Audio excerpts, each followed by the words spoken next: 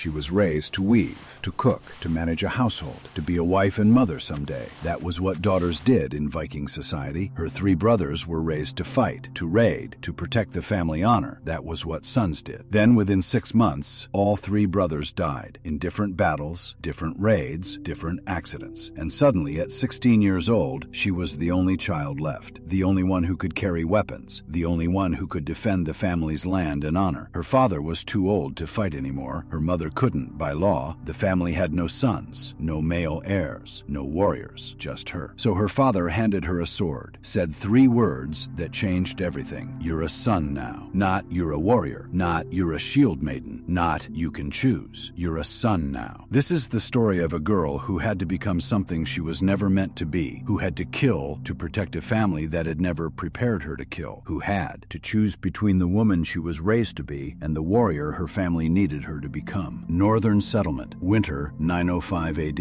A prosperous farming family, good land, strong reputation, 3 sons and 1 daughter. The daughter's name was Astrid, 16 winters old, tall for a woman, strong from farm work, but not trained for combat, skilled at weaving, cooking, household management, everything a Viking woman should know. Her brothers were Eric, 23, Bjorn, 19, and Sten, 17. All trained warriors, all expected to defend the family, expand their holdings, bring honor through raids and battles. Astrid's future was clear. She would marry well, probably to a warrior from a good family, have children, manage a household, support her husband. That was the path for daughters. She was fine with that path, even looked forward to it. She liked weaving, enjoyed creating beauty from thread and skill, found satisfaction in managing the household when her mother was ill, dreamed of having children someday. She never wanted to be a warrior, never envied her brother's training, watching them come home bruised and exhausted from sparring. She felt grateful she didn't have to do that. Fighting looks painful, she told Sten once. It is, he'd said, showing her a fresh bruise on his ribs. But it's necessary. Someone has to protect the family. That's what I have brothers for, she'd replied, smiling. Sten smiled back, always. That conversation happened 3 weeks before he died. Eric died first, during a raid on a coastal monastery. Nothing unusual, just another raid, standard risk. He took an axe wound to the chest, died before the ship made it home. The family grieved hard. Eric had been the eldest, the heir, the one who would inherit the farm and continue the family line. But they still had 2 sons. Bjorn would be the heir now. Sten would support him. The family would survive. Astrid wept for days. Eric had been her favorite brother, patient, kind, had taught her to fish when she was small. But life continued. The farm needed work. The family needed to function. Grief was normal. They would adapt. 4 months later, Bjorn died. Ship accident. Storm caught them between settlements. The ship broke apart. Bjorn drowned. This death hit harder. 2 sons gone. The family still had 1, Sten, but the pattern was frightening. Their father Gunnar grew quiet, worried. We still have Sten, her mother Helga said, trying to convince herself. We still have 1 warrior. 1 is enough, Gunnar replied, but his voice was uncertain. Astrid noticed something shift in how people looked at her family. Sympathy, yes, but also calculation. A family losing sons was a family growing weak. Sten trained harder, determined to be strong enough for all 3 brothers, to prove the family wasn't finished. 2 months later, during training, another warrior's sword slipped, caught Sten in the neck, severed something vital. He bled out. In minutes. Training accident. Pure bad luck. But the result was the same. Dead. All 3 brothers. Gone within 6 months. The family had no sons left. Gunnar didn't speak for 3 days after Sten's death, just sat, staring at nothing. Helga tried to function. Couldn't. The weight of losing 3 children was too much. Astrid held the household together, managed the farm workers, organized food, made decisions, functioning on necessity because someone had to, but inside, she was drowning. All 3 brothers, Eric's patience, Bjorn's humor, Sten's kindness, all gone. She was the only child now, the only one left. On the 4th day, Gunnar finally spoke. Astrid, come with me. He led her to the weapons storage, pulled out a sword, not a decorative piece, a real weapon, Eric's sword, handed it to her. Tomorrow, you begin training. Astrid stared at the sword. Father,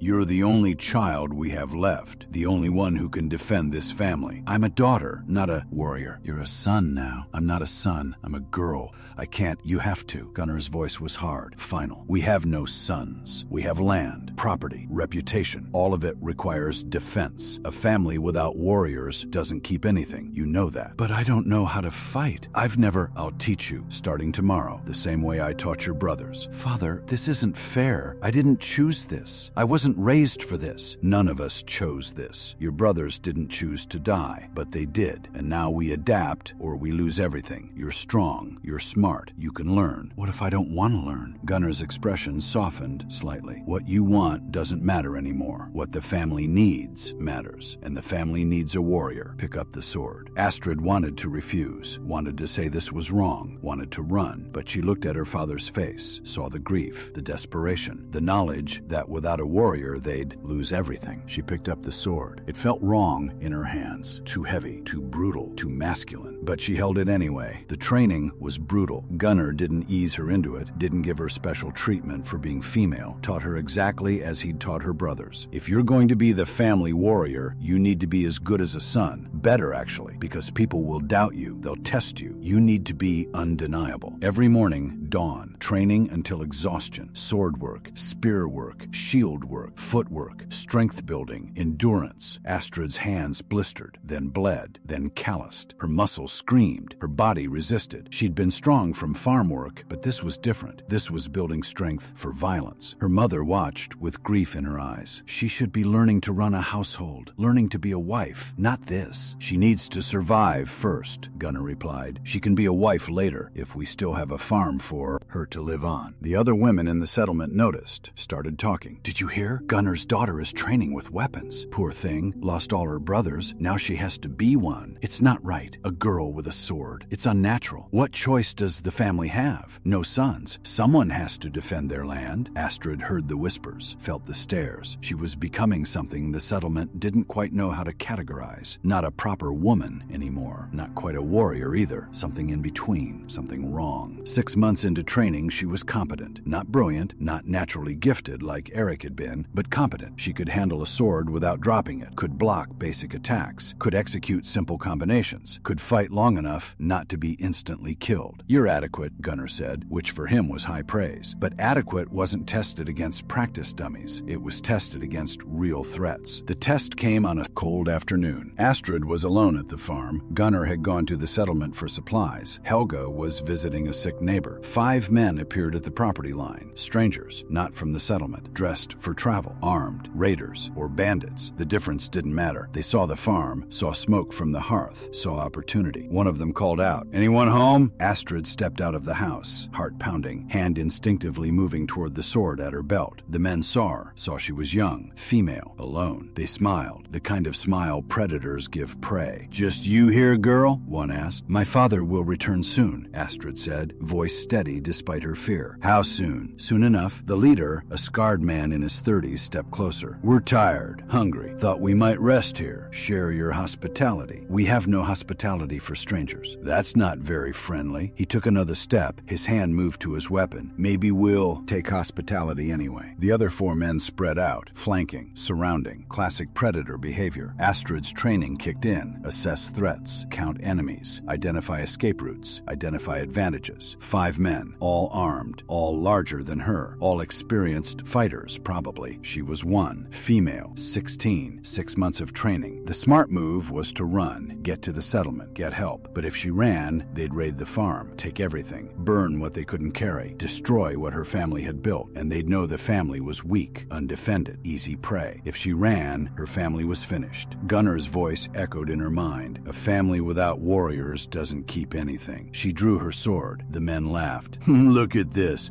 Little girl wants to fight. That sword's bigger than you are. Put it down before you hurt yourself." Astrid's hands shook, fear and adrenaline mixing. This wasn't practice. This was real. These men would hurt her, kill her probably. But she couldn't run. She was the family's warrior now. This was what warriors did. The leader drew his own weapon. "Your choice, girl. Put down the sword and we'll be gentle. Keep it and we won't." Astrid remembered her father's lessons. When outnumbered, don't fight fair. Fight to survive. She didn't wait for him to attack first, didn't follow honor codes or formal combat rules. She lunged, fast, before he expected it, before he was ready. Her sword sword, caught him in the throat. Not a killing blow, her angle was wrong, but enough. He stumbled back, gasping, blood pouring. The other men froze, shocked. This girl, this child, had just struck their leader. Astrid didn't freeze, kept moving. Second attacker, slice at his sword arm. Not fancy, not skilled, just desperate and fast. He dropped his weapon, screamed. Third attacker recovered, charged, bigger, stronger, experienced. Astrid blocked, barely. The impact jarred her arms. She couldn't match his strength, but her father had taught her, strength isn't everything. Speed, unpredictability, ruthlessness, those count more. She dropped low, swept his legs. He fell. She drove her blade down. Didn't think, didn't hesitate, just did it. He stopped moving. Fourth and fifth attackers backed away. 3 of their group dead or injured by a girl, a 16-year-old girl. "What are you?" one whispered. Astrid didn't answer, just stood, sword ready, blood covered, shaking but still standing. They ran, left their injured, left their dead, just ran. When they were gone, Astrid collapsed, sword falling from her hands, vomiting, shaking so hard her teeth chattered. She'd killed people, actually killed them, ended their lives. Her hands were covered in blood, their blood. She'd trained for this, prepared for this, but nothing prepared you for the reality, the weight, the permanent nature of taking a life. She was 16. She'd been raised to weave and cook and nurture life. Now she knew how to end it. Gunnar found her an hour later, still sitting in the yard, still shaking, the bodies still there. He saw, understood immediately, didn't speak, just sat beside her. "I killed them," she said, voice hollow. "I know. I didn't want to, but they were going to. I know. Does it ever get easier?" Gunnar was quiet for a long time. "No. If it gets easier, you've lost something important. The weight should stay. That's what keeps you human." "I don't feel human. I feel like a monster." "You defended your family. That's not monstrous. That's necessary." "I'm 16. I should be learning to weave, to cook, to be a wife. Not this." "I know." "Why did they have to die? Why did Eric and Bjorn and Sten have to die? Why do I have to be this?" "Because life isn't fair. Because we don't get to choose our circumstances, only how we respond to them." Astrid looked at him. "I hate this. I hate being a warrior. I hate killing. I hate that I'm good at it." "Good? I killed 3 men. I barely even trained. But when it mattered, I did it. Easily. What does that make me? A survivor. Someone strong enough to do what had to be done." "I don't want to be strong like this." Gunnar put his arm around her. "Neither did your brothers. Nobody wants to carry this weight. But someone has to. For now, it's you." Word spread quickly. 5 raiders, driven off by Gunnar's daughter. 3 dead, by a girl. The settlement's reaction was complicated. Some were impressed. "Did you hear? That girl killed 3 grown men, defended the farm alone." Others were disturbed. "It's unnatural. Women shouldn't be warriors. It's wrong." Some were calculating. "The family has a defender now. They're not as weak as we thought." The young men of the settlement didn't know how to treat her anymore. Before, Astrid had been marriage material. Pretty, skilled, good family, potential wife. Now, she was dangerous, had killed people, was trained in violence. Too masculine, too frightening. One by one, potential suitors stopped visiting, stopped showing interest. The other girls her age were even worse. They'd been friends before, shared household tips, gossiped about boys, planned futures together. Now they avoided her. She made them uncomfortable, reminded them of violence, of death, of things women weren't supposed to know about. Astrid existed in a strange liminal space, no longer fully a woman in her culture's understanding, not accepted as a warrior by the men, not really anything, just other. She tried to maintain her feminine skills, still wove when she could, still helped her mother with cooking, still learned household management, but people didn't see that anymore. They saw the sword, the blood, the kills. They saw a girl who'd become something wrong. A year passed. Astrid was 17 now, still training daily, still the family's defender, still alone in her strange role. Gunnar grew older, slower, more dependent on her for protection. Helga mourned her lost daughter as much as her lost sons. "You're still here," she told Astrid, "but sometimes I feel like I lost you too. The girl you were, the life you should have had." "I'm still me, Mother. Are you?" "That girl loved weaving, dreamed of children, wanted a family. Do you still want those things?" Astrid didn't answer immediately. Did she? She wasn't sure anymore. "I want to survive," she said finally. "I want our family to survive. That's what I want." "That's not enough. That's just existing." "Maybe existing is all I get now." One evening, a young warrior from a neighboring settlement arrived. His name was Leif, 20 years old, competent fighter, good reputation. He asked to speak with Astrid's father. "I've heard about your daughter, the one who killed the raiders. I'd like to meet her." Gunnar was surprised, but brought Astrid. Leif looked at her, studied her, not with fear or disgust, with curiosity, interest. "You really killed 3 men?" "Yes." "How?" "By not hesitating, by being desperate desperate enough. I heard you'd only trained for 6 months. That's right. That's impressive. Most warriors train for years before their first kill. Astrid didn't know how to respond to that. Was killing people supposed to be impressive? Why are you here? She asked. Because I've been looking for a wife. Someone strong. Someone who understands what I do. Someone who won't be afraid when I come home covered in blood. You want to marry a warrior? I want to marry someone real. Most women I meet have never faced violence, never made hard choices, never had to be strong. You have. That's rare. That's valuable. Astrid felt something shift. Someone saw her as valuable. Not wrong, not monstrous. Valuable. I'm not a normal wife. I don't know if I can be what wives are supposed to be. I don't want a normal wife. I want a partner, someone strong. For the first time in a year, Astrid felt like maybe she wasn't just a mistake. Maybe this identity, this strange hybrid thing she'd become, had value. Maybe being forced to be a warrior hadn't just destroyed her. Maybe it had made her into something new, something that had a place after all. Not as a son, not exactly as a daughter, but as herself. Astrid, warrior and woman both. It wasn't the life she'd wanted, but maybe it was a life she could live. Years later, Astrid would train her own daughters and sons equally, would teach them that strength came in many forms, that roles could be broken, that who you were raised to be wasn't always who you had to become. She would tell them about their uncles, Eric, Bjorn, Sten, the brothers who died and left her alone. And she would tell them, I was raised to weave, but life needed me to fight. I hated it at first, hated being forced into a role I never wanted, hated losing the girl I was. But that girl didn't disappear. She transformed, became something the world didn't expect, something stronger than anyone thought possible. I am my mother's daughter. I learned to weave and cook and nurture, and I am my father's son. I learned to fight and kill and protect. I am both, and so can you be, whatever the world needs you to be, whatever you choose to become. The daughter who learned to kill never forgot the girl she'd been, but she also never regretted the warrior she'd become. Because survival requires transformation, and sometimes the person you become is stronger than the person you were raised to be, even if it takes blood to learn that lesson.